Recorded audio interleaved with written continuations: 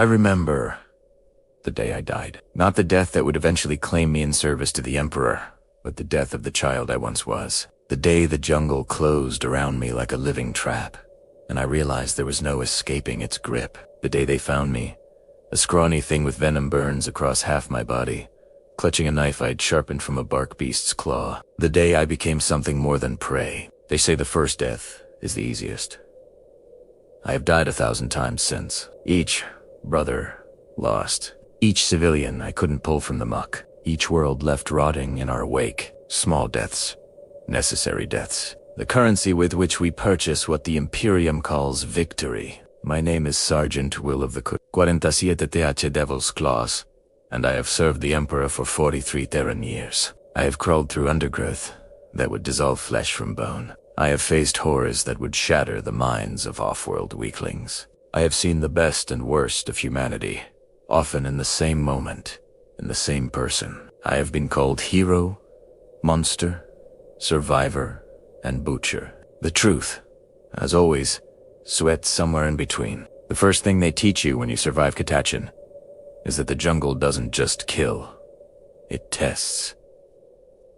It calls. The weak become fertilizer.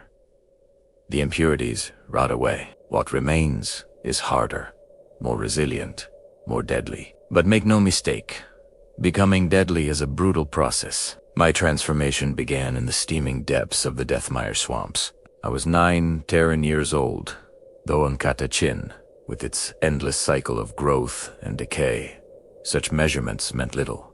I had survived my first hunt, dragging back the hide of a venom spitter that had claimed my entire kin group. My lungs were choked with spore dust, my skin weeping from acid vines, but I had proven myself worthy of notice. The elders took me apart piece by piece, not with blades, but with the jungle itself. They reshaped my instincts, honed my senses, expanded my awareness to accommodate the world's endless threats.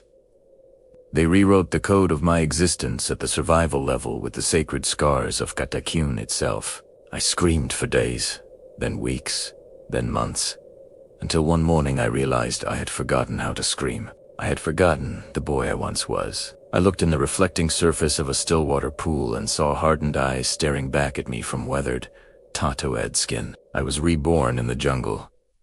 I was no longer just alive.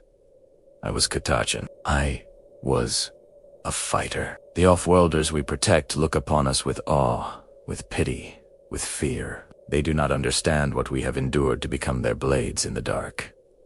They see only the muscle. They do not see the cost. But I am getting ahead of myself. The story of any Catachan is the story of survival. Endless survival. Survival without purpose beyond the next breath. Survival without hope of peace. Survival without meaning except that which we carve from it with knife and trap. But for the sons and daughters of Catachan, survival has always meant something different, something more. For us, there is no glory in parade ground drills. Glory lies only in outlasting those who would see you dead. My first real fight came 27 years ago on a backwater rock called Verdigris IV, a forgotten planet of little strategic importance, but home to 6 billion Imperial souls. The kind of place the Imperium remembers only when the tithe comes due, or when something goes catastrophically wrong. Something had gone catastrophically wrong. The Vox distress signals spoke of infestation, but what we found was worse, much worse. Tyranids had seeded the equatorial jungles 3 cycles earlier. By the time we dropped, half the planet's biomass bore the subtle marks of Xenos corruption, twisted vines that moved on their own, eyes that reflected light like chitin, mouths that opened just a fraction wider than they should.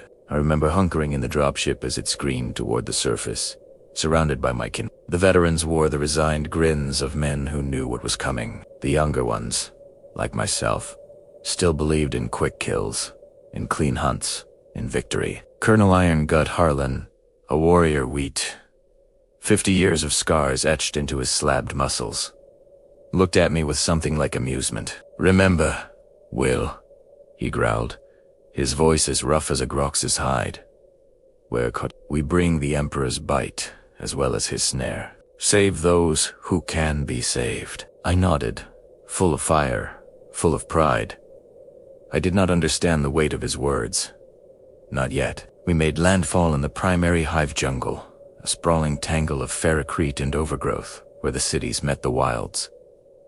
The paths were empty. The silence was absolute, broken only by the distant chitter of things that shouldn't exist. 4 million people lived in that sector, and not one walked its trails. "Where are they?"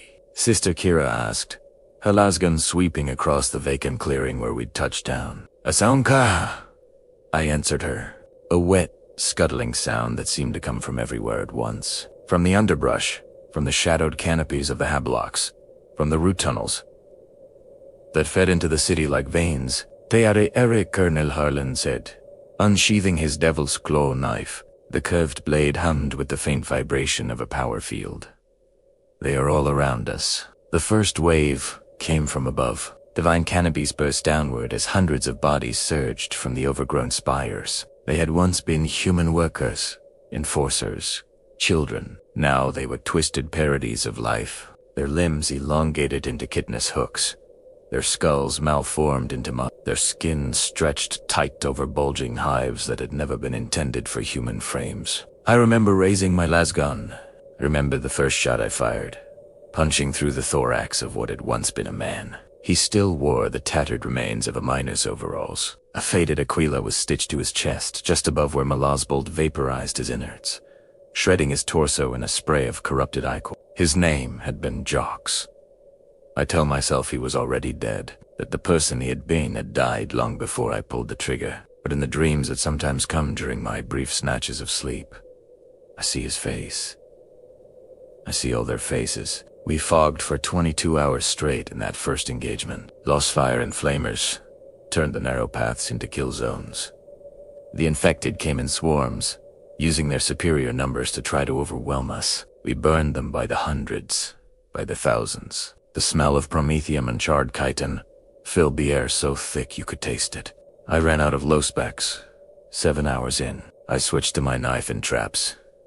The combat became intimate, personal. I looked into the eyes of each corrupted citizen as I ended their suffering. Some of them hissed, some of them clawed at me. By the time night fell, the paths ran slick with tainted fluids. We had secured a perimeter around the central hab core, but the jungle belonged to the Needs and their hybrid spawn. We were 120 Catachans against millions of We should pull back and call for orbital burn, Brother Harlan said as we regrouped in what had once been a supply depot. The planet is lost. Colonel Harlan shook his head. There are 6 billion souls on this world. Fighter. Not all are turned. We do not condemn the innocent to wash if there's any other way. With respect, Colonel, Harlan persisted. We've lost 8 kin already. We can't cleanse an entire planet with 112 fighters. We are Catachan, Harlan replied, and that was answer enough. That night, we discovered there were survivors humans who had barricaded themselves in the deep root bunkers, protected by emergency seals designed to contain floods. Nearly 1 million citizens, untainted, terrified, and running out of rations and air. This is why we can't simply torch the world and leave, Harlan told us as we gathered around the Vox unit that had picked up their desperate signals. This is what separates us from the off-world regiments. We remember what we fight for. We spent the next 9 days fighting our way to those root bunkers. Bye-bye, every inch paid for in blood. Most of it Xenos, but some of it pure. We lost 3 more kin in those days. Good fighters, warriors I'd trained with, stalked alongside, shared the sacred bonds of Catachan with.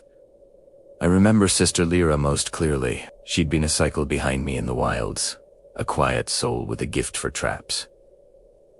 Her wire snares were renowned throughout the regiment. She died holding a choke point against a wave of termagants, so that 200 families could escape to our extraction point. When we recovered her body, we found that she'd rigged herself with democharges and death to continue blocking the tunnel. Even in her final moments, she remembered her duty. We managed to evacuate 842317 Imperial citizens from Verdigris 4. The rest were purged when the Navy finally arrived with a fleet and executed cyclonic torpedoes from orbit. The official record lists the operation as a success, a triumph of Imperial grit. None of the official accounts mention the 5,157,683 souls who died in atomic fire. None mention the 11 Catachans who gave their lives so that others might live. This is the glory they list in the great ledgers of Terra. This is the price of survival in a galaxy that knows only predation. But Verdigris 4 was only the beginning. The years blurred together after that first drop. Decades of war. Cycles of battle. The names and faces of the worlds we fought on begin to run together like mud in the rain. But some stand out. Some sting too sharply to ever fade from memory. Goros Prime, a forge world of the Mechanicus that fell to the greenskin wog. Of Gaskals, Splinter, we fought through manufacturums larger than jungles, where the very machinery had been looted into ramshackle parodies of themselves. The air was thick with oil fumes and the roars of tortured engines. In the great assembly lines, where once they had produced tanks and weapons for the Emperor's armies, the corrupted orcs conducted blasphemous rituals, binding scrap to flesh and machine alike. We cleansed it with traps. Always with traps. The sacred demicharges of our sappers purified what could not be saved. We fought for 4 months on that world. 4 months of unrelenting scrap. I watched a Meganob consume Brother Kale, drawing him screaming into its mechanical jaws while his flak vest crumpled like foil.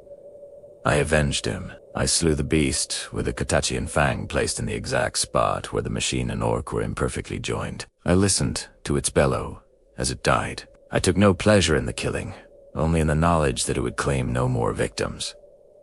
We evacuated 8,000 uncorrupted tech adepts from Goros Prime. The rest were deemed compromised. To save, the Inquisition records note that we successfully preserved 28% of the Forge World's most valuable assets. They do not mention the cost. They never do. Then there was Sylvanas 3, an agree world on the edge of the Segmentum Paquita, a tangled place of choking vines and clearings, the kind of world that reminds you what Catachan fights to preserve. It was one of the few deployments where we arrived before disaster had fully taken hold. Eldar had made planetfall in the southern thickets.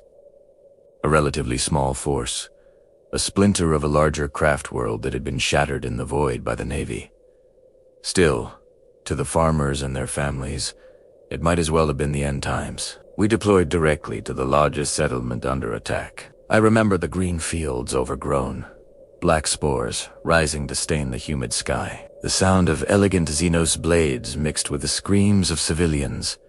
The smell of blood and blooming fungi carried on a wind that should have borne only the scent of growing things. This time, we arrived in time to make a difference. The Niphias had only just breached the settlement's modest defenses when our ambush teams melded from the undergrowth. We emerged in silence and fury, Lasgan's kraken, flamers painting the vines with cleansing Prometheus. The Eldar turned to face us, delighted by the prospect of a proper hunt. Their Farseer, a slender beast standing 3 heads taller than a man, hissed a challenge that chilled the air around us. For the Emperor and the jungle, Colonel Harlan roared in answer, and there is a purity to combat against Eldar that one rarely finds in other theaters of war. They are not dumb brutes whom we must reluctantly outsmart. They are not the swarming needs to be pitied even as they are burned. They are not the brutish orcs or the corrupted traders. Eldar are made for they desire nothing else. In a perverse way, they are the most arrogant enemy we face. The battle was glorious in the simple sense that fighters sometimes use the word blade against blade, cunning against cunning, will against will. No moral ambiguity, no heartbreaking choices, just a clean calculus of survival. I faced the Farseer myself alongside Sister Mira. The creature was ethereal, clad in wraithbone armor that shifted like living vines. Its witchblade could shear through flak as if it were cloth. Its hiss was deafening, psychic whispers flying from a mouth large enough to engulf a human soul. Mira struck first, her Catachan, fang biting deep into the seer's shoulder. Purple ichor sprayed across her vest. The beast hardly seemed to notice. It swung its blade in a vicious arc that Mira was too slow to avoid completely. The edge caught her in the side, tearing through her gear and the flesh beneath. So went Dawn, but not before emptying her stubber into the Farseer's chest. The rounds detonated against the armor, staggering it just enough for me to attack. My devil's claw roared as I drove it into the same wound Mira had opened. The monster keened in pain and rage. Its blade lashed out, catching my bandana and tearing it free, along with a layer of skin from my scalp. I felt the blood running down my face, hot against my sweat-slicked skin. The Farseer grinned at me, thinking me vulnerable. It did not understand the sons of Catachan. It did not understand what the jungle forges us into. I drove forward, abandoning my knife, still embedded in the wound. He drew my demo charge, a simple weapon, but one I'd rigged myself in the swamps of home. The explosive glowed with heat, a modification of my own design. As the Farseer reached for me with its psychic grasp, I ducked inside its guard and shoved the charge up through the underside of its jaw. The device, primed, passed through muscle and bone with little resistance. It continued upward, into the creature's brain. The Farseer's eyes widened in shock, then dulled as death took it. It toppled like a felled tree, nearly crushing me beneath its slender bulk. The death of the Farseer broke the Eldar's coordination. Without a leader, they fragmented into smaller groups that were easier to isolate and destroy. By nightfall, the settlement was secure. I found Sister Mira in the care of our Medicae. Her wounds were severe, but not fatal. She would fight again. She looked up at me, her face pale from blood loss, but her eyes clear and fierce. "Did we save them?" she asked. "Yes, kin," I told her. "The settlement stands. The people live." She grinned then, a rare expression on the face of a Catachan. Then it was worth it. We spent 3 weeks on Sylvanas 3, hunting down the remaining Eldar forces and securing the settlements. We lost no kin in that campaign. We subbed nearly 2 million Imperial citizens. By any measure, it was a victory clean, complete. The kind of success that the Imperium's Voxcasters transform into epic tales to inspire the masses. And yet, even there, the grim reality of our existence intruded. On our final day, as we prepared to extract, a young boy approached me as I stood watch at the edge of the primary clearing. He could not have been more than 8 Terran years old. His eyes were wide as he took in my massive form, my scarred vest, my inhuman endurance. "Are you a devil?" he asked me, his voice hushed with awe. I looked down at him and saw myself as I once was, a jungle child, fragile, vulnerable, looking up at something beyond comprehension. "No," I told him. "I'm just a fighter." He shook his head, unconvinced. "My father says you're the Emperor's jungle devils. He says you saved us all." "We did our duty," I replied. Nothing more. The boy studied me for a long moment. "Does it hurt?" he finally asked. "Does what hurt?" He gestured vaguely at all of me being what you are. I could have lied to him. Perhaps I should have, but something in his eyes demanded truth. "Yes," I said. "It hurts every day." He nodded solemnly, as if I had confirmed something he had already suspected. "Thank you," he said. Then he turned and ran back to the settlement, to his family, to his life that would continue, because we had done what was necessary. I have often wondered what became of that boy, whether he grew to adulthood in peace, whether the Imperium's endless hunger for soldiers eventually claimed him as it claims all useful things, whether he remembered the truth I told him. It hurts. Every day. This is the glory they speak of in whispered tones. This is the honor of being one of the Emperor's toughest. This is the price we pay willingly, gladly, for we know no other purpose. But the galaxy is not kind enough to offer many victories as clean as Sylvanas 3. Most often, glory looks like Draken V, a hive world in the segmentum obscurus. Billions of souls stacked atop one another in mighty spires that pierced the perpetually storm-choked skies. A world that manufactured lasguns for the guard, its factories belching toxic waste that turned the rain acidic and the ground barren for 1,000 kilometers in every direction. We came to Draconvi in response to a planetary uprising. The official reports listed worker revolts turned violent, threatening the world's vital production of weapons. The truth, as we discovered, was more complex. The planetary governor and his administration had been systematically working the lower hive populations to death. Safety protocols and the assembly lines had been abandoned to increase output. Workers were exposed to lethal fumes. Entire habitation blocks sealed off. When contamination reached critical levels, their populations left to die in agony rather than receive expensive The revolt began when a group of mid-hive rattlings broke imperial law by smuggling food to the afflicted workers. When the governor's forces came to arrest them, the people rose up to protect their saviors. It was not rebellion against the Imperium that drove them, but the simple human desire to survive. Not that such distinctions mattered to the bureaucrats who dispatched us. Rebellion is rebellion. Production cannot be allowed to falter. The Emperor's wars must be fed. We made landfall at the governor's palace, a grotesque monument to excess that sat atop the highest spire, above the smog, under clear skies that the lower classes never saw. Governor Vexer greeted us himself, a corpulent man dripping with augmetics, his skin smooth and pale, untouched by the chemical burns that marked his workers. "Thank the Emperor you've arrived," he wheezed, struggling to bow before Colonel Harlan. "The rebels control the lower 50 levels of Hive Primus and they've seized the primary armory. Production has fallen 40% in just 3 weeks. The situation is untenable." Harlan regarded the man with the impassive gaze of a predator. "We will restore order, Isait simply." The governor smiled, revealing jeweled teeth. "Excellent. I've prepared tactical layouts of the rebel-held territories. Might I suggest you begin with gas bombardment of the worker habitation blocks? Break their will early, and the rest will fall quickly." I watched Harlan's face. After 2 decades of kinship, I could read the subtle signs of his disgust that would be invisible to off-world eyes. "We will assess the situation ourselves," Harlan replied. "Catachan do not make war on civilians if it can be avoided." The governor's smile faltered. "These are not civilians, Colonel.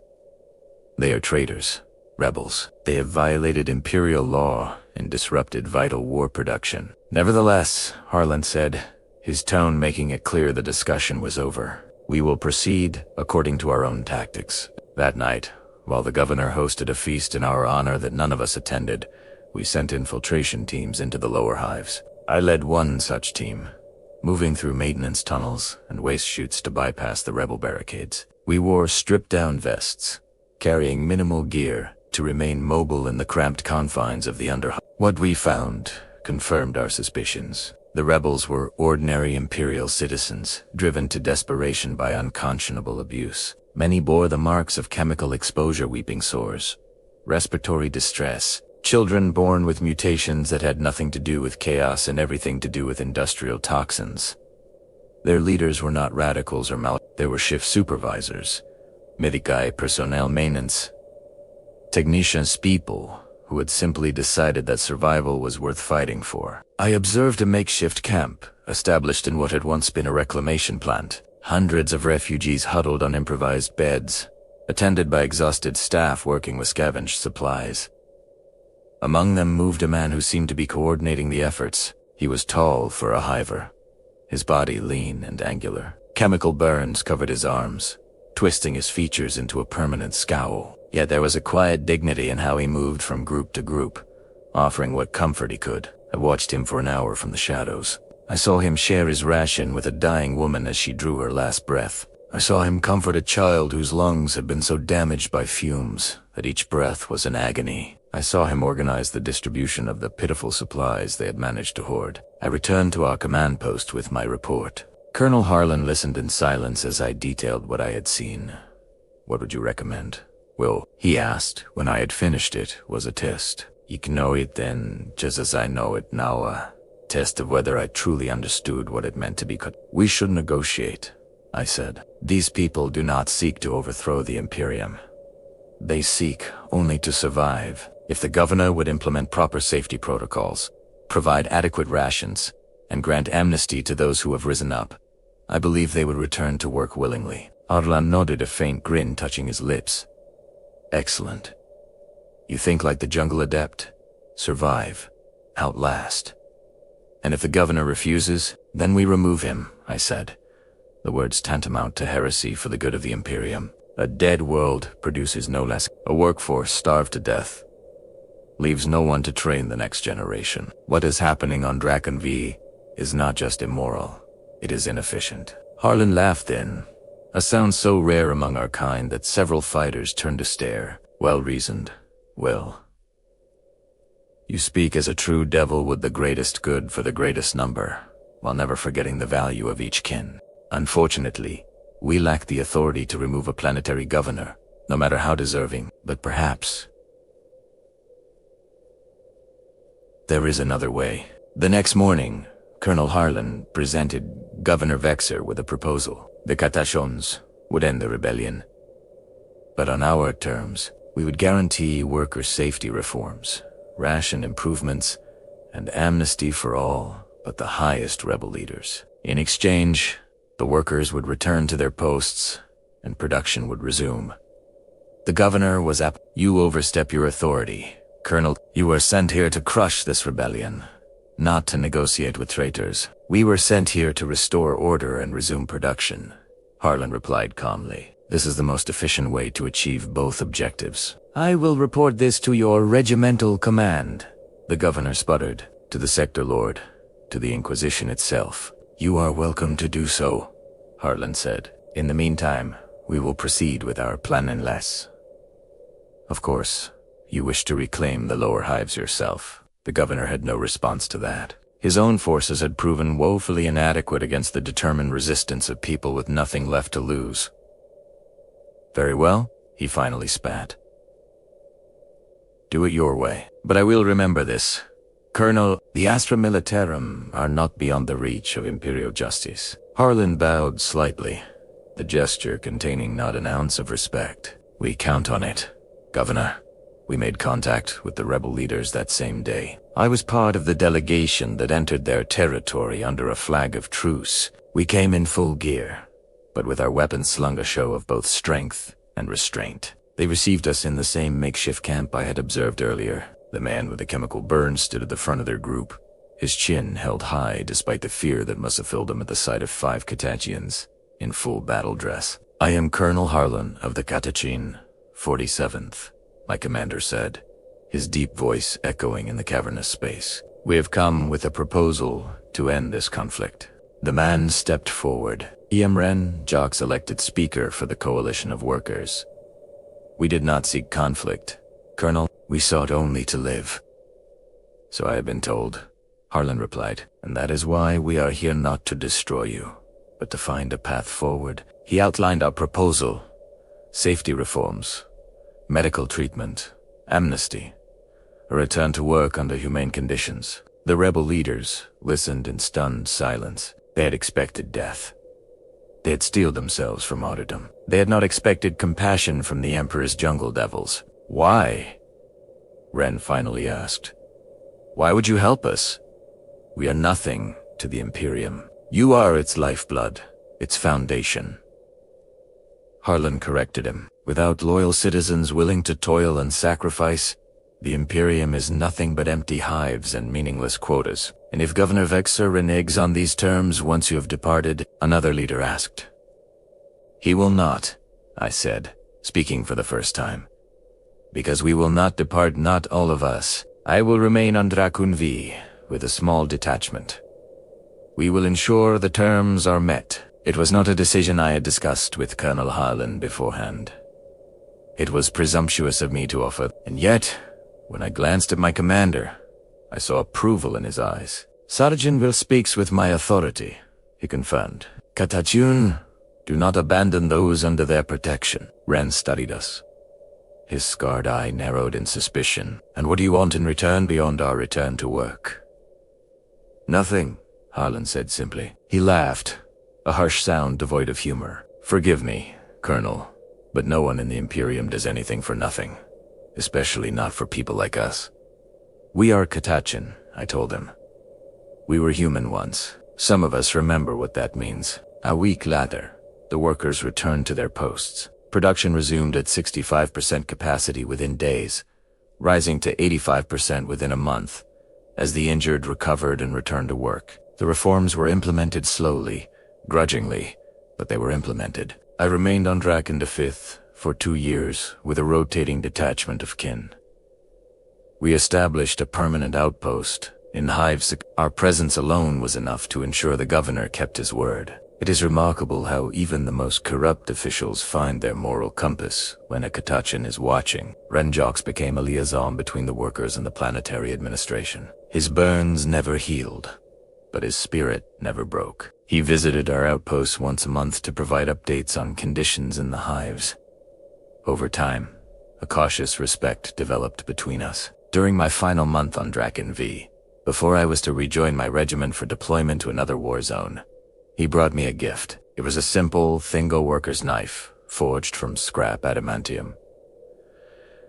The kind given to those who survived 20 years in the assembly lines. This was my sister's, he told me, placing it in my calloused hand where it looked like a child's toy. She died of fume rot 2 days before the rebellion began. Her death was the spark that lit the flame.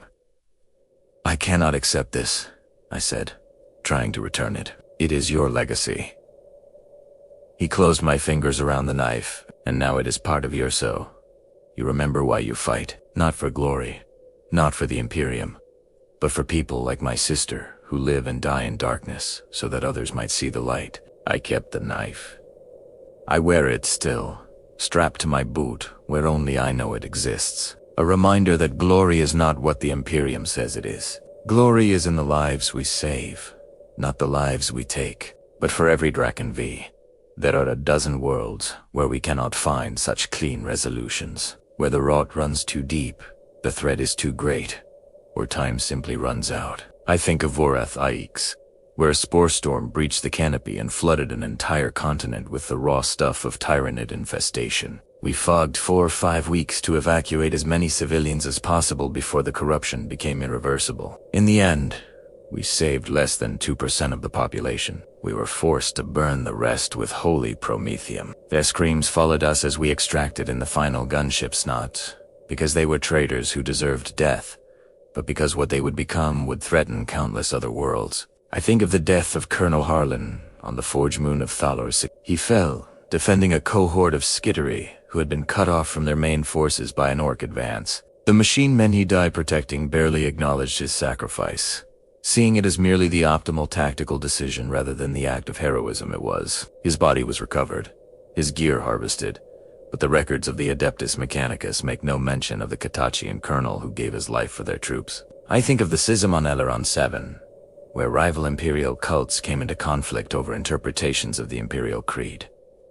Both sides claimed to be the true servants of the Emperor. Both sides were willing to kill and die for their beliefs. We were sent not to judge the theological dispute, but simply to end the violence that threatened the planet's production of promethium. I led that mission myself, having been promoted to sergeant after the death of Colonel Harlan. It was my first command, and I was determined to honor his memory by finding a solution that minimized the loss of life. I spent weeks in negotiations, trying to find common ground between the warring factions.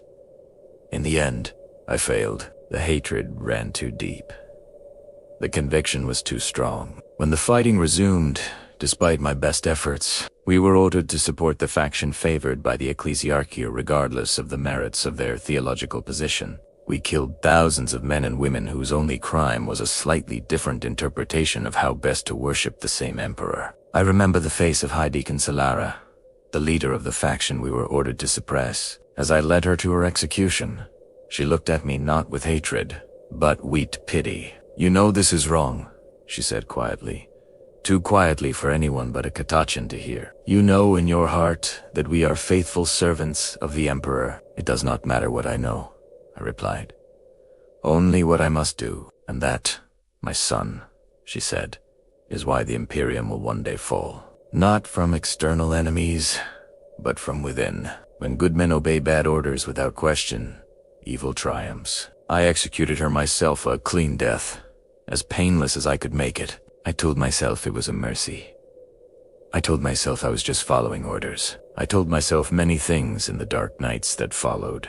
None of them brought comfort. This is the glory they speak of, though they know not what it means. This is the honor of making decisions that none should have to make, of bearing burdens that would crush an off-world soul. I have served as sergeant for nearly 2 decades now. In that time, I have led my kin through campaigns that would break the spirit of lesser fighters. I have made decisions that haunt me still. I have watched good men die following my orders. I have ordered the deaths of millions when no other option remained. And yet I have also witnessed moments of such profound humanity that they sustain me through the darkness. On Tartarus Delta, amid a brutal campaign against orc cults, I found a child hiding in the ruins of what had once been a schola, a girl of no more than 7, clutching a singed ration pack covered in mud and blood not her own. She should have been terrified of me, this massive inhuman figure in scarred fatigues. Instead, she reached up to me with absolute trust, as if she had always known I would come for her. I carried her for 4 days through active war zones, her tiny form cradled in arms designed to stab and strangle. My kin modified their tactics without question, taking greater risks to protect this single insignificant life. By any cold calculus of war, we should have abandoned her. One child against the strategic objectives of the campaign. One life against the billions that would be lost if we failed. But we do not make such calculations. We delivered her to a refugee transport bound for a safer system. I never learned her name. She never spoke a word during those 4 days. But as I handed her over to the care of the refugee coordinator, she pressed her ration pack into my hands. A final gift. A gesture of trust and gratitude that no tactical victory could ever match. I keep it still, that scorched pack alongside the worker's knife from Drakenv.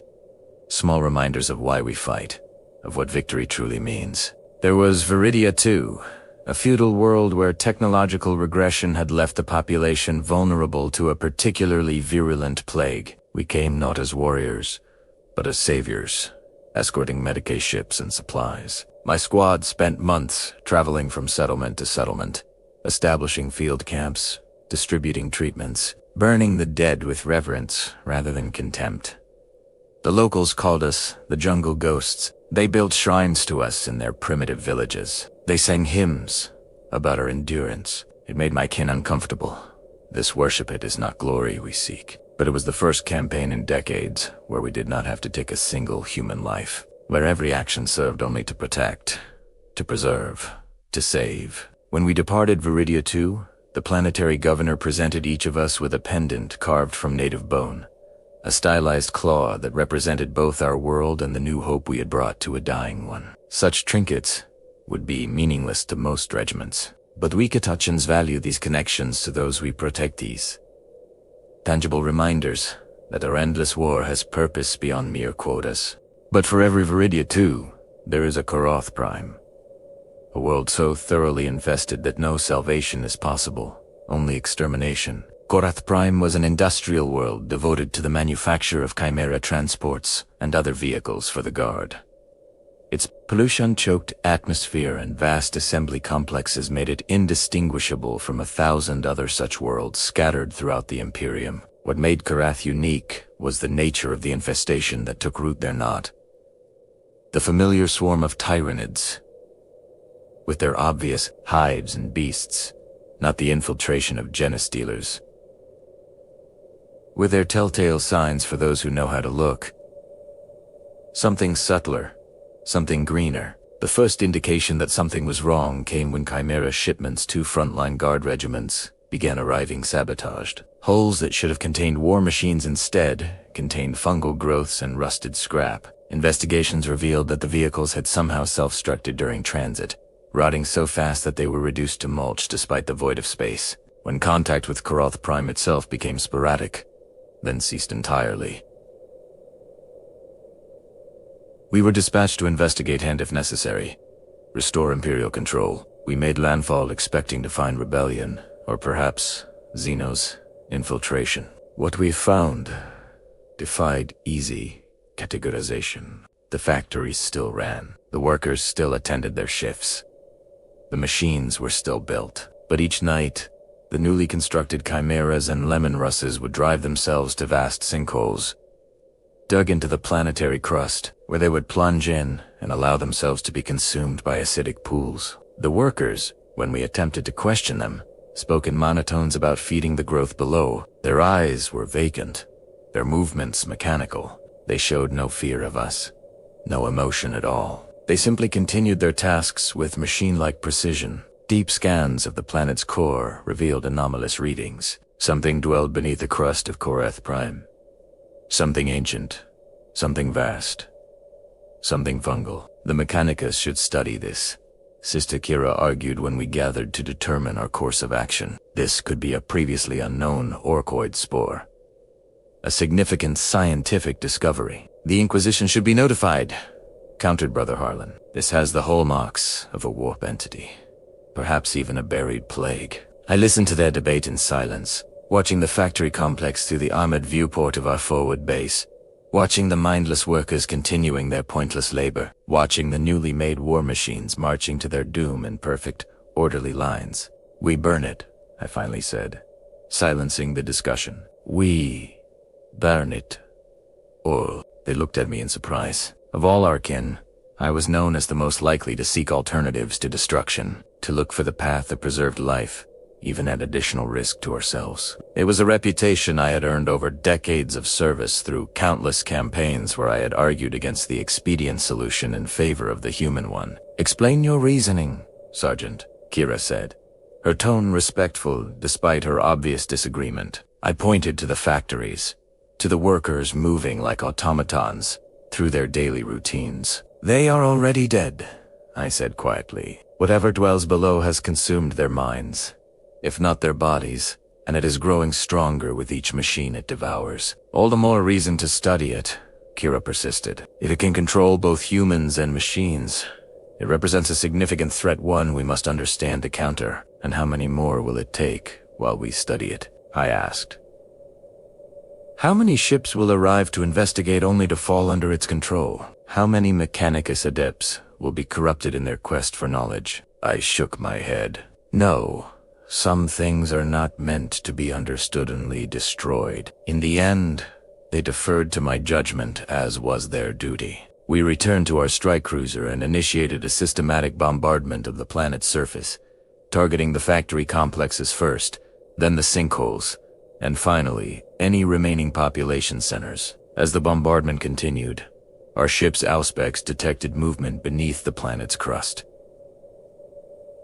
Something vast was stirring. Something ancient was waking. Continue the bombardment, I ordered. Focus all remaining firepower on these coordinates. The final salvo struck the location where our scans had detected the strongest anomalies. For a moment, nothing happened. Then the planet's crust began to fracture. Acid plumes burst through in vast geysers visible from orbit. A psychic scream tore through the minds of every soul aboard our vessel, so powerful that even the non-psychers among us heard it as a distant wail of anger and pain. Then silence. We monitored Korath Prime for 4 weeks. The geological activity eventually subsided.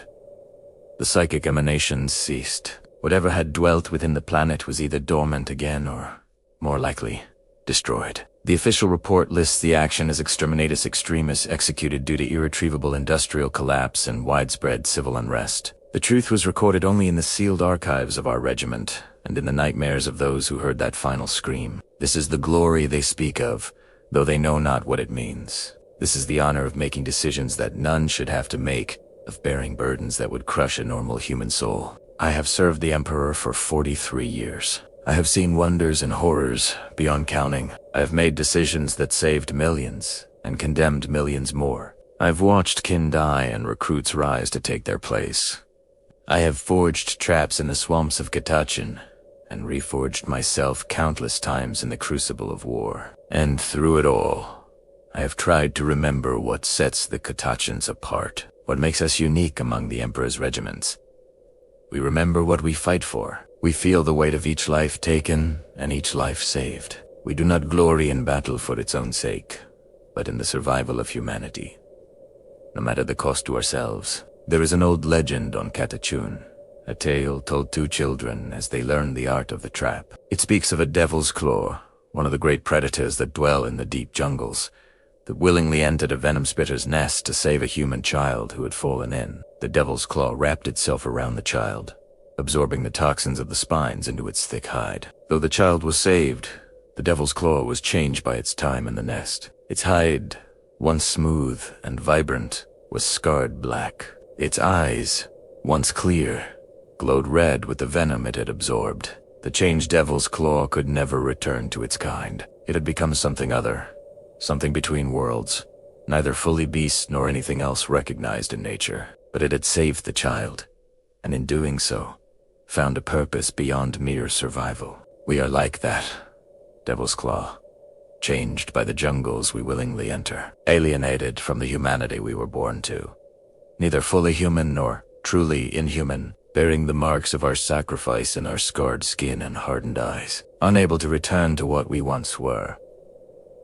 But we save the children. We protect the innocent. We stand against the darkness that would consume everything. And in that purpose, we find meaning in the transformation we have undergone. Histi's glory.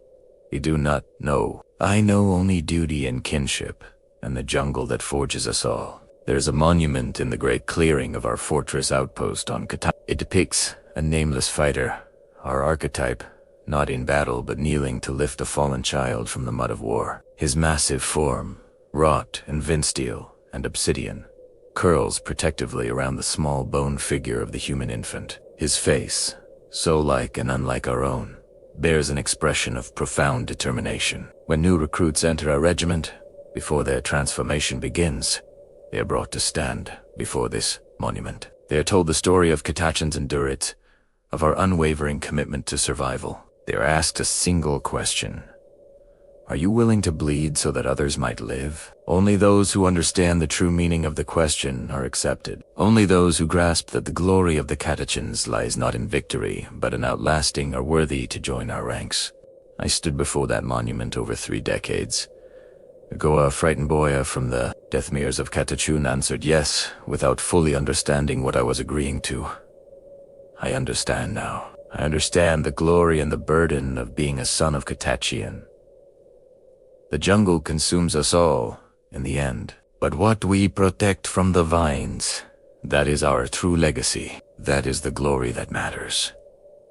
Not the tallies told in imperial vauxhalls, not the honors bestowed by distant lords who have never seen true predation, but the lives that continue because we were willing to place ourselves between humanity and all that would devour it. I am Sergeant Will of the Catachan Jungle Fighters, and I have died 1,000 deaths in service to the Emperor. Keen lost each civilian I could not save, each world left rotting in our wake small deaths, necessary deaths. But I have also lived 1,000 lives, each child rescued from the undergrowth of war, each world protected from the swarm, each moment of endurance in a galaxy that knows only cruelty. That is the paradox of our existence. That is the truth behind the glory they speak of. We die every day so that humanity might live. We bleed so that others might know strength without destruction. We enter the jungle willingly, knowing it will change us, scar us, mark us forever as something other than human,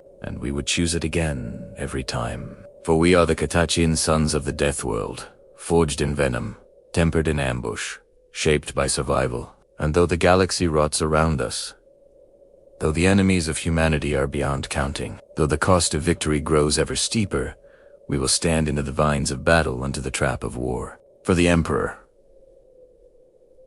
For humanity. For the chance that somewhere a child might grow to adulthood never knowing the horrors we have witnessed. That somewhere our sacrifice makes possible a life of peace rather than endless predation. That, brother, is glory.